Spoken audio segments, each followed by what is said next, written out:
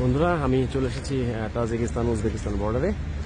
আমার পেছনে দেখতে পাচ্ছেন, এই হচ্ছে বর্ডার, এই হচ্ছে বর্ডার। সো আমি এখন আছি বর্ডারে। এখান থেকে আসলে বর্ডার ক্রস করব, বর্ডার ক্রস করে ইমিগ্রেশন ক্রস করে আমি আবার যাব ওই পাশে।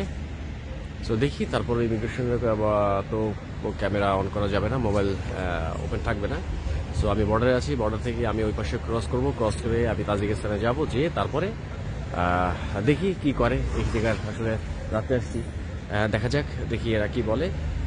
ওই পারে যাই, তারপর ইনশাল্লাহ আপনাদেরকে আবার আমি দেখাবো যে ওই পারের যে অবস্থা, কি কি সুবিধা আছে কি না আছে, ইমিগ্রেশন কি জিজ্ঞাসা করে, আমি আপনাদের সব কিছুই ডিটেলস জানাবো।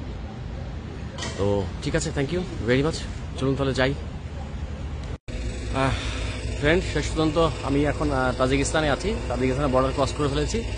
আমার পিছনে তাজিকিস্তানের গেট।